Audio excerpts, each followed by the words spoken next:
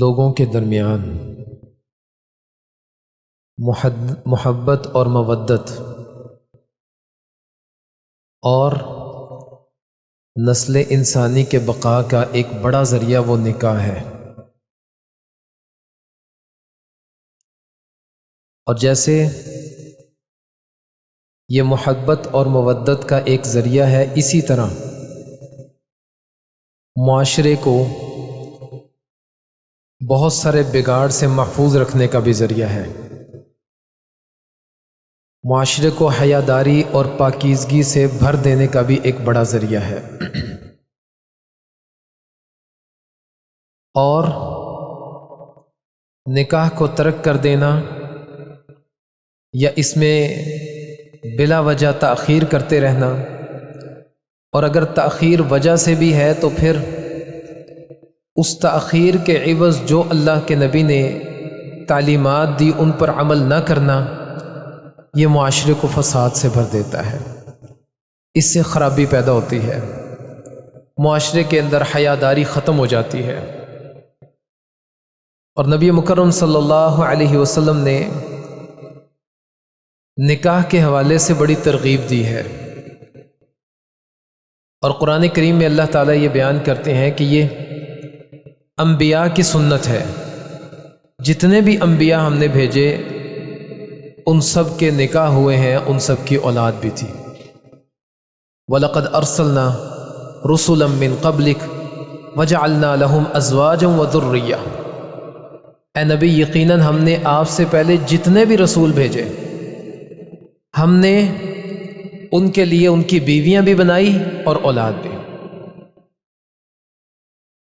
اور اسی طرح محمد رسول اللہ صلی اللہ علیہ وسلم کو یہ آیت تسلی دینے کے لیے بھی ہے کہ جب اللہ کے نبی نے ایک سے زیادہ شادیاں کی تو یہود میں سے کچھ نے یہ کہا کہ یہ کیسے اللہ کا نبی ہو سکتا ہے؟ اگر یہ واقعی اللہ کا نبی ہے تو یہ تو لوگوں کو نصیحت کرنے میں اتنا مگن ہو کہ اس کو خیال ہی نہ ہو کہ میں نے نکاح بھی کرنا ہے۔ یہ کیا، یہ تو ایک سے زیادہ شادیاں کیے جا رہے ہیں۔ اس وقت اللہ تعالیٰ نے یہ آیت نازل کی اور کہا کہ ہم نے آپ سے پہلے جتنے بھی رسول بنائے وَجَعَلْنَا لَهُمْ أَزْوَاجًا، جمع کا صیغہ، ہم نے ان کے لیے بیویاں بھی بنائی، وَذُرِّيَّةً، اور ان کی اولاد بھی تھی۔ اور قطعاً اللہ کے ہاں یہ پسندیدہ عمل نہیں ہے کہ کوئی شخص یہ کہے کہ اگر میں نکاح کروں گا تو میں تو دنیا داری میں مگن ہو جاؤں گا، میں اللہ کی عبادت میں مگن رہنا چاہتا ہوں، اللہ کی بندگی میں لگا رہنا چاہتا ہوں، اس لیے میں نکاح نہیں کرتا۔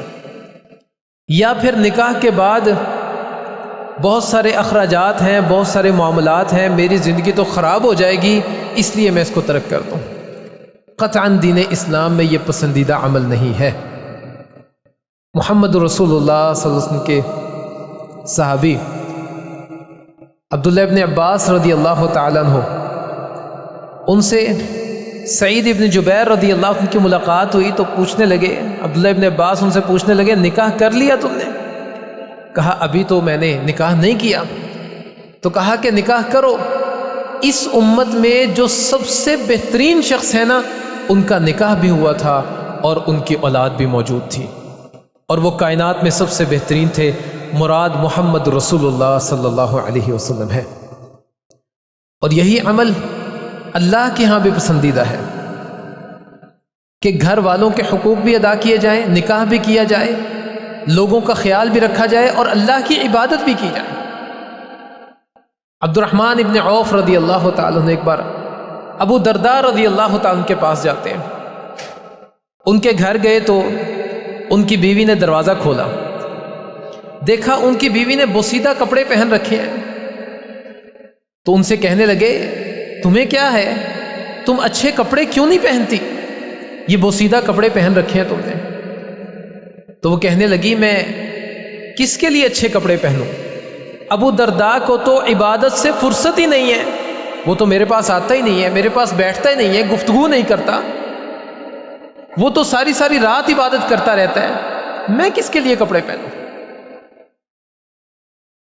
تو عبد الرحمن ابن عوف بیٹھ گئے۔ کچھ دیر بعد ابو درداء آئے گھر میں، تو ابو درداء رضی اللہ عنہ نے کہا کھانا بناؤ گھر والوں سے. انہوں نے کھانا بنایا. کھانا لا کر اپنے ساتھی عبد الرحمن رضی اللہ عنہ کے سامنے رکھا. تو عبد الرحمن رضی اللہ عنہ نے کہا میں کھانا نہیں کھاؤں گا اس وقت تک جب تک تم میرے ساتھ بیٹھ کر کھانا نہیں کھاؤ گے.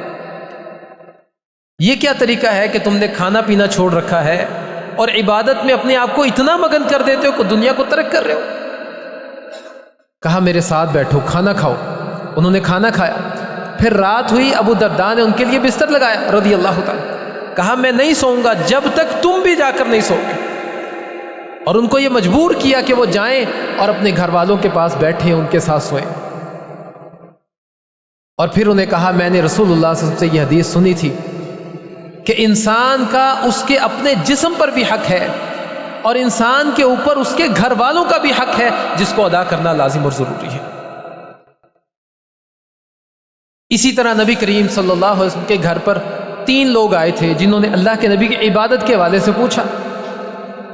اماں جان نے بتا دیا کہ اللہ کے نبی ایسی ایسی عبادت کیا کرتے ہیں. انہوں نے اس عبادت کو شاید کم سمجھا یا ایک نے یہ کہا ان میں سے کہ اللہ کے نبی تو وہ ہیں جن کا گناہ ہے ہی نہیں. اللہ نے پہلے ہی سارے گناہ اگر ہوتے بھی تو سارے کے سارے معاف کر دیے, پھر بھی اللہ کے نبی اتنی عبادت کرتے ہیں, لہذا ہمیں تو اس سے کہیں زیادہ عبادت کرنی چاہیے.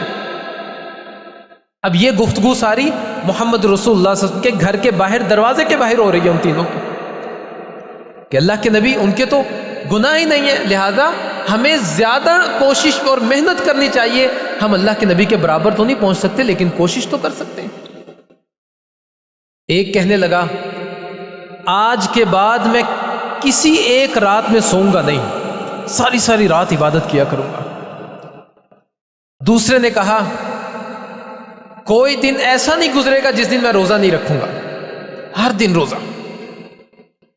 اور تیسرے نے کہا کہ میں نکاح نہیں کروں گا, شادی نہیں کروں گا, دنیا میں مگن نہ ہو جاؤں, عورتوں سے الگ رہوں گا تاکہ میں اللہ کی عبادت پوری دل جمی سے کر سکوں.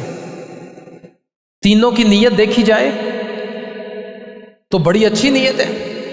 ایک نے کہا ساری رات نہیں سوؤں گا, دوسرے نے کہا سارا دن روزہ, ہر دن میرا روزہ ہوگا, اور تیسرے نے اس نیت سے نکاح کرنے سے انکار کر دیا کہ میں کہیں دنیا میں مگن نہ ہو جاؤں کہ جب میں نکاح کروں گا بیوی کے اخراجات ہیں, ان کے لیے کام کرنا پڑے گا, پھر ان کی ساری ضروریات کو پورا کرنا پڑے گا, اتنا ہی میں عبادت سے دور رہوں گا. میں سارا دن عبادت اور ساری رات عبادت کرنا چاہتا ہوں, اس لیے میں نکاح نہیں کروں گا. ان تینوں نے اپنی اپنی بات کی, اس پر پختہ عزم کیا اور یہاں سے چلے گئے. کچھ دیر بعد محمد رسول اللہ صلی اللہ علیہ وسلم آئے. اللہ کے نبی کے گھر والوں نے پوری گفتگو آپ کو بتا دی کہ 3 لوگ آئے تھے, انہوں نے یہ پوچھا, پھر گھر کے باہر ہی کھڑے ہو کر یہ عزم کیا انہوں نے اور چلے گئے. نبی کریم صلی اللہ علیہ وسلم مسجد میں گئے, لوگوں کو جمع کیا, اور ان میں وہ 3 لوگ بھی آئے جنہوں نے یہ عزم کیا تھا. پتہ لگا یہ 3 لوگ تھے. کہا انتم الذین قلتم کذا و کذا, کیا تم لوگ ہو جنہوں نے یہ سب کچھ کہا تھا یہ؟ کہا اللہ کے نبی ہاں جی میں نے. نبی کریم صلی اللہ علیہ وسلم نے کہا اللہ کی قسم انی لاخشاکم للہ واتقاکم لہ, میں اللہ سے سب سے زیادہ ڈرنے والا ہوں تم میں. اللہ نے مجھے تم سب میں زیادہ تقویٰ عطا کیا ہے. تو سنو, میں رات کو سوتا بھی ہوں اور عبادت بھی کرتا ہوں, میں دن میں روزہ بھی رکھتا ہوں اور ایسے دن بھی ہے جن میں روزہ ترک کر دیتا ہوں, چھوڑ دیتا ہوں. میرا گھر بار ہے, میرے بیوی بچے ہیں. اور یہ تینوں چیزیں بیان کر کے اللہ کے نبی نے یہ کہا کہ کسی شخص کے لیے یہ جائز نہیں کہ وہ ساری رات کھڑا ہو کر عبادت کرتا رہے, بلکہ اس کے جسم کا اس پر حق ہے, اس کے گھر والوں کا حق ہے جس کو وہ ادا کرے. یہ بات کر کے اللہ کے نبی نے یہ بھی سمجھا دیا کہ کسی شخص کے لیے یہ بھی جائز نہیں کہ وہ ہر دن روزہ رکھے, روزانہ کی بنیاد پر روزہ رکھتا رہے. اور یہ بھی سمجھا دیا کہ کسی کے لیے یہ جائز نہیں ہے کہ وہ نکاح کے بغیر رہے. اور اس حدیث کے آخر میں اللہ کے نبی نے یہ کہا فمن رغب عن سنتی فلیس منی, جس نے میرے طریقے سے میری سنت سے بے رغبتی اختیار کی فلیس منی, اس کا مجھ سے کوئی تعلق نہیں. دیکھیں یہاں پر اگر ہم تھوڑا سا غور کریں، عبادت نبی کریم صلی اللہ علیہ وسلم سے تھوڑا آگے بڑھ کر تھی، اللہ کے نبی کو وہ پسند نہیں آئی۔ کہا فمن رغب عن سنتی، جس نے میرے طریقے سے، جو طریقہ میں نے دے دیا اسی طریقے کو لینا ہے۔ فمن رغب عن سنتی، جس نے میرے طریقے سے بے رغبتی اختیار کی، فلیس منی، اس کا مجھ سے کوئی تعلق نہیں۔ اور ذرا غور کریں، فلیس منی، اس کا مجھ سے کوئی تعلق نہیں، یہ کن لوگوں سے کہا جا رہا ہے؟ ان 3 لوگوں سے جن میں سے ایک نے کہا تھا میں ساری رات عبادت کروں گا، دوسرے نے کہا تھا میں ہر دن روزہ رکھوں گا، اور تیسرے نے کہا تھا میں نکاح نہیں کروں گا اس غرض سے تاکہ میں عبادت کرتا رہوں۔ تو جو طریقہ اسلام نے دے دیا اس کو اپنانا لازم اور ضروری ہے۔ اور اسلام نے ایک طریقہ زندگی گزارنے کا یہ بھی دیا کہ انسان جب بالغ ہو جائے تو وہ نکاح کرے۔ وَأَنْكِحُوا الْأَيَامَ مِنْكُمْ وَالصَّالِحِينَ مِنْ عِبَادِكُمْ وَإِمَائِكُمْ، حکم دیا جا رہا ہے سرپرست کو، بڑے شخص کو، وہ جو گھر کا ولی ہے اس کو حکم دیا جا رہا ہے۔ أَنْكِحُوا الْأَيَامَ مِنْكُمْ، وہ لوگ جو ان لوگوں کے ماتحت شادی کے بغیر ہیں، غیر شادی شدہ ہیں، کہا انکحو، ان کا نکاح کرو، اگر وہ بالغ ہو گئے ہیں تو ان کا نکاح کرو۔ والصالحین من عبادکم و امائکم، صرف تمہاری اولاد نہیں، تمہارے غلاموں میں، تمہاری لونڈیوں میں بھی جو نیک بخت ہیں ان کا نکاح بھی کر دو۔ اور یہاں جلدی نکاح کرنے میں ایک چیز آڑے آتی ہے کہ جناب اپنے پاؤں پہ تو کھڑا نہیں ہوا یہ، اس نے تو ابھی مال نہیں کمایا، ابھی تو کچھ آتا نہیں ہے، کوئی ہنر نہیں ہے اس کے پاس۔ تو اللہ نے فوراً اس کے بعد کیا کہا اسی آیت میں، ان یکونوا فقراء یغنہم اللہ من فضلہ، اگر وہ فقیر ہیں، اگر وہ تنگ دست ہیں، غربت ہے، یغنہم اللہ من فضلہ، اللہ اپنے فضل سے غنی کر دے گا، اللہ نکاح کی برکت سے ان کو غنی کر دے گا، مالدار کر دے گا۔ واللہ واسع علیم، وسعت والا تو اللہ ہی ہے، کشادگیاں دینے والا تو اللہ ہی ہے، اس کے علاوہ کوئی ہے تو لائے۔ اور یہ چیز تو نبی کریم صلی اللہ علیہ وسلم کی ایک حدیث سے بھی ثابت ہوتی ہے، جس میں اللہ کے نبی نے بیان کیا، ثلاثن، 3 قسم کے لوگ ایسے ہیں، حق علی اللہ عونہم، اللہ پر حق ہے، لازم ہے کہ اللہ ان کی مدد کرے۔ ان میں پہلا المجاہد فی سبیل اللہ، وہ جو اللہ کے راستے میں نکل کھڑا ہوا، جہاد کے لیے نکل آیا، کہا یہ پہلا شخص ہے، اللہ پر لازم ہے، ضروری ہے کہ اللہ اس کی مدد کرے اور اس کا تعاون کرے۔ دوسرے نمبر پر والمکاتب الذی یرید الادا، وہ غلام، وہ لونڈی جس نے اپنے مالک سے مکاتبت کر لی، معاہدہ کر لیا کہ میں تمہیں اتنے پیسے دوں گا اور اس کے بدلے میں میں آزاد ہوں، اور اس کی نیت واقعی ہی اس کو پیسے دینے کی ہو، کہا اللہ کے ذمے ہے کہ اللہ اس کا تعاون کرے تاکہ وہ یہ مال ادا کر دے۔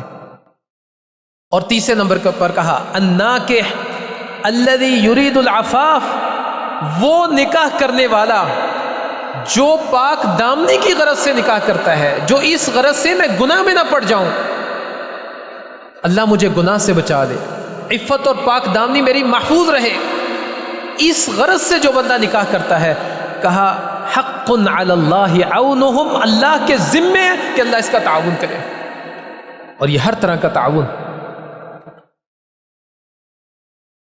اور اگر کوئی شخص اللہ پر توکل اور بھروسہ کر کے نکاح کرتا ہے، اللہ اس کو غنی کر دیتا ہے، اللہ اس کو مالدار کر دیتا ہے، اللہ اس کی ضرورتوں کو پورا کر دینے والا ہے۔ دیکھیں نکاح سے پہلے وہ خود کھانا تو کھاتا ہے نا، اگر وہ نکاح کر لے گا تو یہ کھانا 2 بندے کھا لیں گے، اور صحیح بخاری میں اللہ کے نبی کی حدیث ہے کہ ایک بندے کا کھانا اللہ اس میں اتنی برکت دے دیتا ہے کہ وہ 2 کو کافی ہو جاتا ہے۔ اللہ پہ توکل کریں، وہ 2 کو کافی ہو جائے گا۔ پھر ممکن ہے کہ اس کی بیوی کو ہنر جانتی ہو، ممکن ہے کہ وہ سمجھدار ہے، اس کو کوئی اچھا مشورہ دے دے کاروبار کا، جو کاروبار وہ کرے اور اللہ اس میں اس کے لیے برکتوں کے دروازے کھول دے۔ دیکھیں وہ وعدہ جو اللہ نے قرآن میں کر دیا، ان یکونوا فقراء یغنیہم اللہ من فضلہ، اگر وہ فقیر ہیں تو اللہ ان کو غنی کر دے گا، اور وہ وعدہ جو اللہ کے نبی نے حدیث میں کر دیا کہ جو پاک دامنی کے لیے نکاح کرتا ہے اللہ پر حق ہے اللہ اس کا تعاون کرے. یہ وعدے جھوٹے نہیں ہو سکتے. ہماری سوچ کے اندر کمی ہو سکتی ہے, ہمارے توکل وہ کمزور ہو سکتا ہے, اللہ کے ساتھ جو تعلق ہے وہ کمزور ہو سکتا ہے, لیکن اللہ اور اس کے رسول کا وعدہ وہ کبھی جھوٹا نہیں ہو سکتا. اور یہاں پر حکم دیا گیا انکحوا الایام, سرپرست لوگوں کو حکم دیا جا رہا ہے کہ وہ نکاح کریں, یہ لازم اور ضروری ہے. اور اگر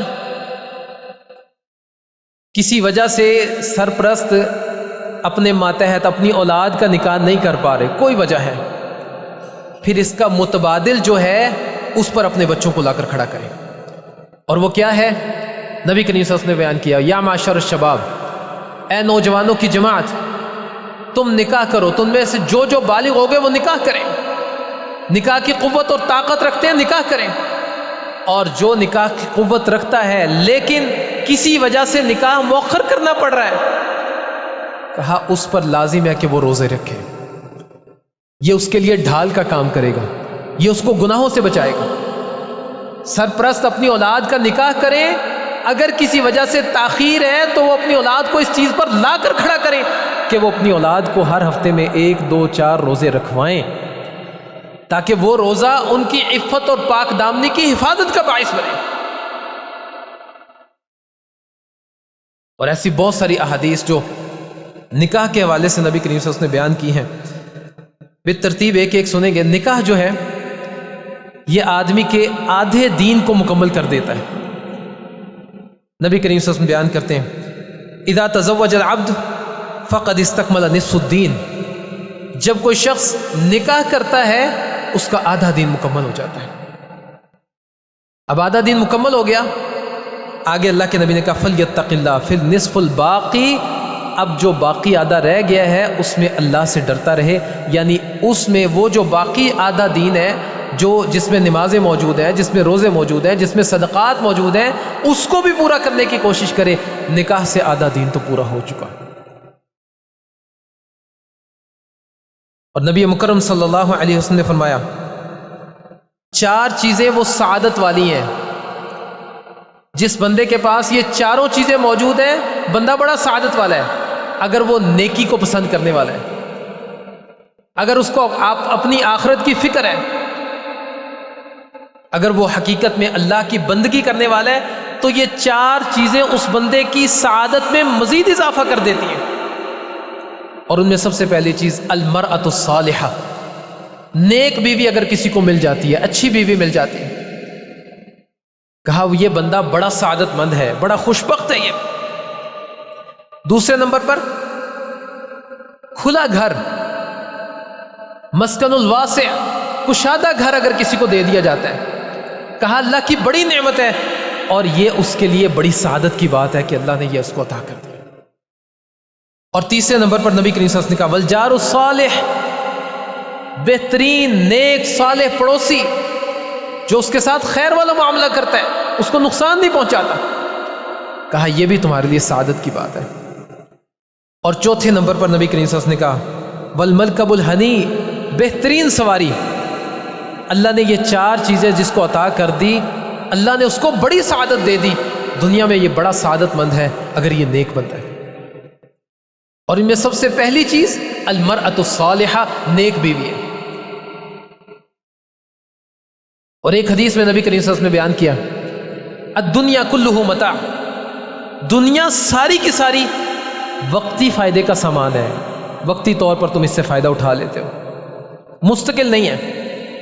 وخیر متاع الدنیا المرأۃ الصالحہ, اور دنیا کے سارے ساز و سامان میں سب سے بہترین چیز مرأۃ الصالحہ, نیک بیوی ہے. جہاں نیک بیوی کا مل جانا یہ مرد کے لیے خوش بختی ہے, وہیں پر کسی عورت کا اچھا ہونا یہ اس کے لیے خوش بختی ہے کہ اللہ اس کو کہتا ہے کہ دنیا میں یہ سب سے بہترین ہے. اللہ نے سعادت والی چیزوں کا ذکر کیا تو نیک عورت کو سب سے پہلے رکھا اللہ نے. اور اسی طرح نبی کریم صلی اللہ علیہ وسلم نے ایک بار فرمایا الا اخبرکم بخیر ما یکنز, خزانوں میں سے سب سے بہترین خزانہ کیا میں تمہیں خبر نہ دوں وہ کون سا ہے؟ اللہ کے نبی کون سا خزانوں میں سب سے بہترین ہے؟ کہا المرأۃ الصالحہ، نیک اور اچھی عورت، یہ بہترین خزانہ۔ تو تلقین کی گئی یہاں پر، اگر کوئی اچھی عورت ہے، نیک عورت ہے، اور نیک عورت ہونے کے لیے جو چند چیزیں اللہ کے نبی نے بیان کی ہیں، ان میں ایک 5 وقت کا نمازی، رمضان کے روزے رکھنے والی عورت، شوہر کی فرما برداری کرنے والی عورت، اور اس کے لیے اپنی عزت، اس کی حفاظت کرنے والی عورت۔ اور ایسی عورت کو کہا کہ وہ بہترین خزانہ ہے۔ کس نے کہا؟ کائنات کی سب سے بہترین زبان محمد رسول اللہ صلی اللہ علیہ وسلم کی زبان سے یہ الفاظ نکلے۔ سعادت کی چیزوں میں سب سے بہترین چیز مرأۃ الصالحہ، اچھی عورت ہے۔ اور کسی بندے کو اگر یہ مل جائے، اس کی زندگی سنور جاتی ہے۔ اللہ اس کو خوش بخت بنا دیتا ہے جس کو نیک بیوی مل جائے۔ اور نبی مکرم صلی اللہ علیہ وسلم نے اس نیک بیوی کے حصول کے لیے ایک چیز وہ ہمارے سامنے رکھی، اور وہ یہ کہا کہ جب بھی کسی لڑکے کو، اس کے گھر والوں کو کسی لڑکی کا دین اور اخلاق، یہ 2 چیزیں نظر آئیں بس، اگر وہ اچھے ہیں تو نکاح کر دیں۔ اس کے پاس مال کتنا ہے، اس کے پاس خوبصورتی کتنی ہے، اس کا حسب و نسب کیا ہے، کہا ان سب چیزوں کو چھوڑ دو، یہ سب مل جائیں تو بڑا کمال ہے۔ لیکن کسی بھی لڑکے کو یا لڑکے کے گھر والوں کو اگر کسی خاتون کے اندر دینداری نظر آتی ہے، اس کا بہترین اخلاق نظر آتا ہے، کہا نکاح کر دو۔ اور کہا کہ کسی بھی لڑکی کے گھر والوں کو، اس کے ولی کو، کسی بھی لڑکے کے اس کی زندگی میں دینداری نظر آتی ہے، اس کا بہترین اخلاق نظر آتا ہے، اپنی لڑکی کا نکاح اس سے کر دو۔ اللہ کے نبی نے یہ چیزیں بیان کی، یہ 2 چیزیں، دینداری اور حسن اخلاق۔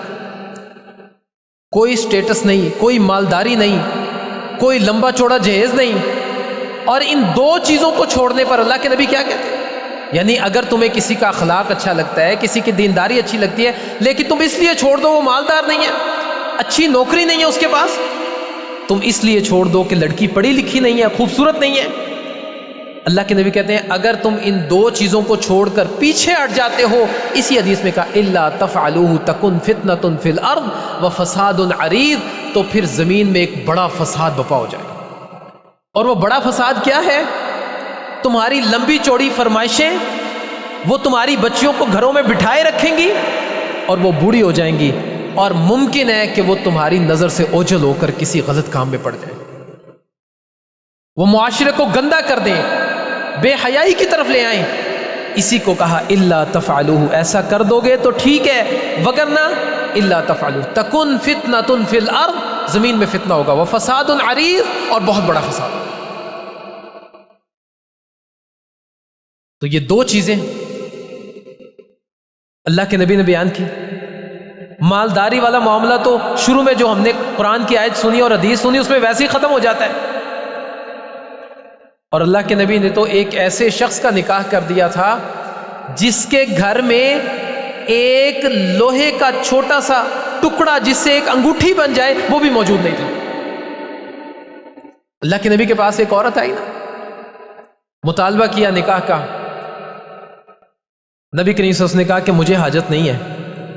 ایک شخص بیٹھا تھا، کہنے لگا اللہ کے نبی اس سے میرا نکاح کر دیں، کیا ہے تمہارے پاس دینے کے لیے، حق مہر میں کیا دو گے؟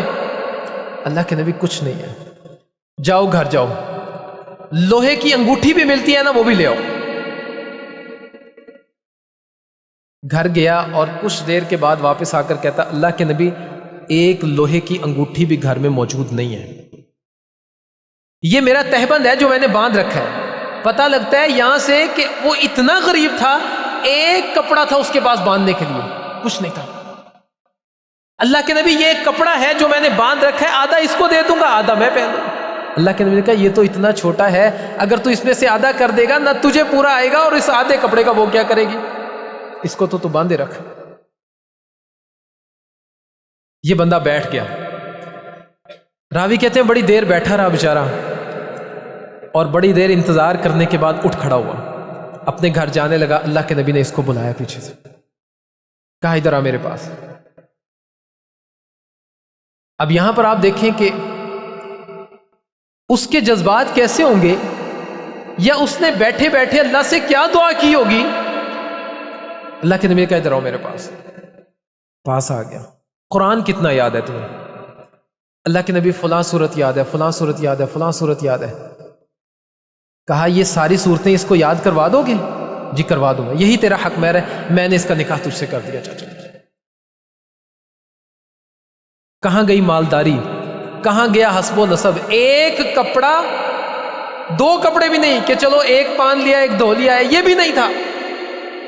ایک کپڑا، پیچھے گھر میں کچھ نہیں، لمبا چوڑا کاروبار نہیں، لیکن اللہ کے نبی نے قرآن کی بنیاد پر ان کا نکاح کر دیا۔ اور ایسے ہی ہوتا تھا اللہ کے نبی کے دور میں۔ یہ جو چیزیں ہم دیکھتے ہیں یہ نہیں دیکھی جاتی تھی۔ ابو طلحہ رضی اللہ عنہ نے ام سلیم رضی اللہ تعالی عنہ کو نکاح کا پیغام بھیجا۔ ام سلیم نے کہا ابو طلحہ تم جیسا شاندار بندہ جو ہے نا، اس سے نکاح کے لیے جواب نہیں دیا جا سکتا، لیکن ابو طلحہ تم مسلمان نہیں ہو، میں مسلمان ہوں، اگر تم اسلام قبول کر لو تو میں نکاح کر لوں گی۔ ابو طلحہ نے اسلام قبول کر لیا، اور جب نکاح ہوا تو ام سلیم نے کہا میرا کوئی حق مہر نہیں، ابو طلحہ کا اسلام قبول کرنا میرا حق مہر ہے۔ یہ چیزیں ہمارے درمیان ختم ہو گئی۔ آپ کو شاید ہزاروں میں کوئی ایک نکاح نامہ بھی ایسا نظر نہیں آئے گا جس میں عورت نے لکھا ہو کہ میرا حق مہر یہ ہے کہ میرا خامند 5 وقت کی نماز پڑھے گا،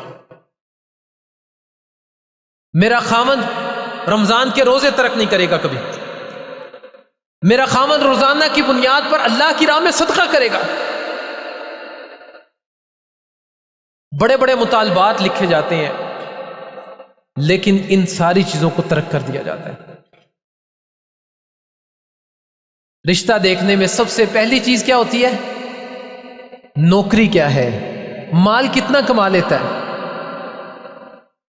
اتنا مال کما لیتا ہے؟ نہیں، اس میں کیسے گزارا ہوتا ہے، اس میں تو بجلی کے بل نہیں ادا ہوتے، جی چھوڑو جی کوئی اور دیکھو۔ لیکن اللہ کے نبی نے جو ہمیں معیار دیا نا، اس کو اپنا معیار بنا لیں۔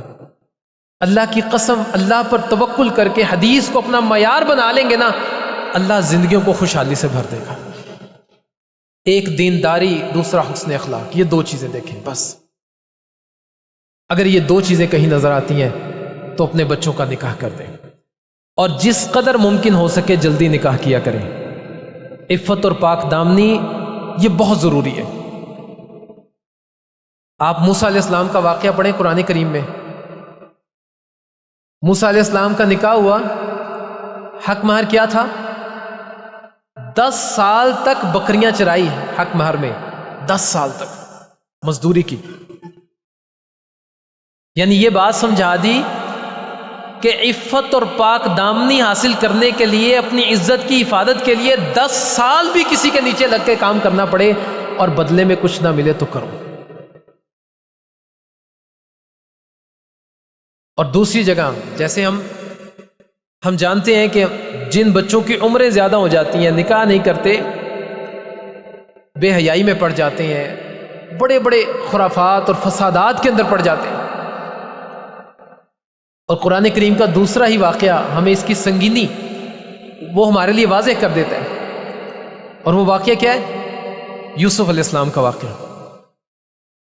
ایک زنا سے بچنے کے لیے یوسف علیہ السلام نے 3 سے 9 سال کی مدت، اللہ نے پوری مدت نہیں بیان کی، 7 سنین کا لفظ استعمال کیا کہ سنین کا مطلب 3 سے 9 سال کے درمیان اتنی مدت یوسف علیہ السلام جیل میں رہے، اور کہا کہ اللہ وہ جس جانب مجھے بلاتی ہے نا، اس سے بہتر میرے لیے جیل ہے، مجھے یہیں پر رکھ۔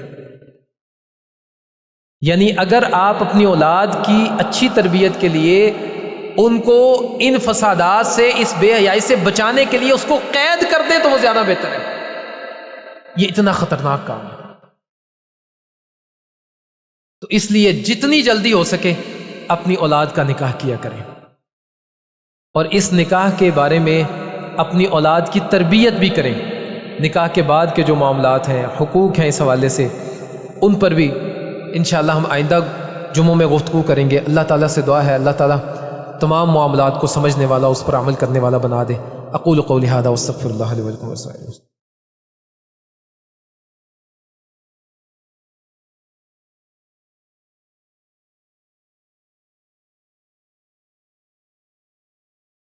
ان الحمد للہ نحمده ونستعینه ونستغفره ونؤمن به ونتوکل علیہ ونعوذ باللہ من شرور انفسنا ومن سیئات اعمالنا من يهده الله فلا مضل له ومن يضلل فلا هادي له اشهد ان لا الہ الا اللہ وحدہ لا شریک له واشهد ان محمدا عبدہ ورسولہ۔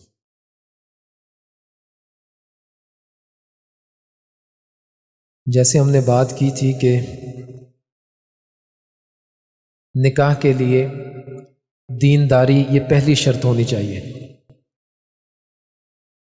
اسی طرح میں نے قرآن کریم میں جب موسیٰ علیہ السلام کا واقعہ پڑھانا اور اس آیت کی تفسیر پڑھی کہ موسیٰ علیہ السلام کو وہ بچی بلانے کے لیے آئی اور موسیٰ علیہ السلام واپس گئے تو ان کا نکاح اس بچی سے کر دیا گیا، بدلے میں 8 یا 10 سال 2 مدتیں دی۔ تو موسیٰ علیہ السلام نے اتنی مدت تک اس شادی کے عوض بکریاں چرائی۔ مفسرین میں سے ایک لکھتے ہیں کہ میں نے بڑا غور کیا کہ موسیٰ علیہ السلام کو اس لڑکی میں ایسا کیا نظر آیا کہ وہ 10 سال اس لڑکی کے لیے 10 سال وہ مزدوری کرنے پر رضامند ہو گئے۔ مزدوری بھی کوئی آسان نہیں، بکریاں چرانا کوئی آسان کام نہیں ہے، گرمی سردی مسلسل روزانہ کی بنیاد پر ان کو لے کر جانا، ان کے چارے کا خیال کرنا، ان کے پانی کا خیال کرنا۔ کہتے ہیں مجھے ایک وجہ نظر آئی، صرف وہی وجہ جو اللہ نے قرآن میں بیان کر دی کہ احداہما، ان دونوں میں سے ایک بچی وہ آئی تھی موسیٰ علیہ السلام کے پاس، استحیا، حیا کو ملحوظ خاطر رکھتے ہوئے کہا حیا داری تھی، جس کی بنا پر موسیٰ علیہ السلام راضی ہو چکے تھے کہ اتنی حیادار لڑکی، اس کے لیے تو یہ سب کچھ کیا جا سکتا ہے۔ اور حیاداری، دینداری یہ سب سے مقدم ہونی چاہیے۔ لیکن افسوس ہے ہمارے آج کے معاشرے پر کہ ہم نے ایسی لڑکیوں کو جو با حیا ہوتی ہیں، با پردہ ہوتی ہیں، ان کو ایک تانا بنا کر رکھ دیا۔ اگر کوئی لڑکی یہ کہے نا کہ میری شادی میں میری تصویر نہیں بننی چاہیے، میرا چہرہ کسی کو نظر نہیں آئے گا، لوگ اس کو طنز کرتے ہیں، اس کو طعن کرتے ہیں، پتہ نہیں کس دور سے اٹھ کر آ گئے۔ حالانکہ یہ ایسی خاتون ہے کہ نبی کریم صلی اللہ علیہ وسلم نے اس کی بڑی تعریف کی ہے۔ تو اس لیے اپنے گھروں میں حیاداری کو مقدم رکھیں، دینداری کو مقدم رکھیں۔ بچیوں کے رشتوں میں سب سے پہلی چیز دینداری ہونی چاہیے، سب سے پہلی چیز دینداری۔ وگرنہ دنیا داری دیکھ کر تو بڑی بڑی مثالیں ایسی موجود ہیں کہ دنیا داری دیکھی اور نکاح کر دیا اور بعد میں پتہ لگا کہ نہ دنیا کے ہیں نہ دین کے ہیں۔ تو اس لیے ہمیں چاہیے کہ ہم محمد رسول اللہ صلی اللہ علیہ وسلم کے اس فرمان کو جیسے اللہ کے نبی نے بیان کیا ویسے ہی اس کو لیں۔ بچے بالغ ہو جاتے ہیں ان کا فوراً نکاح کریں، کسی وجہ سے اگر لیٹ ہوتے ہیں تو ان کو آمادہ کریں اس چیز پر کہ وہ روزے رکھیں۔ یہ سرپرست کی، سربراہ کی ذمہ داری ہے۔ انشاءاللہ آئندہ خطبے سے جو نکاح کے بعد کے معاملات اور اس کے ساتھ ساتھ جو میاں بیوی کے ایک دوسرے پر حقوق ہیں بالترتیب ان کا آغاز کریں گے۔ اللہ تعالیٰ سے دعا ہے اللہ تعالیٰ سمجھنے والا بنا دے، اللہ تعالیٰ ہم سب کے ساتھ خیر والا معاملہ کر دے۔ جتنے بیمار ہیں اللہ تعالیٰ سب کو اپنے حفظ و امان میں رکھے، اللہ تعالیٰ سب کو جو ہے وہ شفائے کاملہ عاجلہ عطا فرمائے اور مکمل طور پر صحت یابی عطا کرے۔ جتنے فوت ہو گئے اللہ تعالیٰ ان کی مغفرت کرے، جتنے تنگ دست ہیں اللہ تعالیٰ ان کو خوشحال کر دے، جتنے پریشان ہیں اللہ تعالیٰ ان کی پریشانیوں کو دور کر دے، اور دنیا اور آخرت میں اللہ تعالیٰ ہمیں خیر سمیٹنے والا بنا دے، ہر طرح کے شر سے محفوظ رکھے۔ سبحان ربک رب العزت عما یصفون وسلام علی المرسلین والحمد للہ رب العالمین۔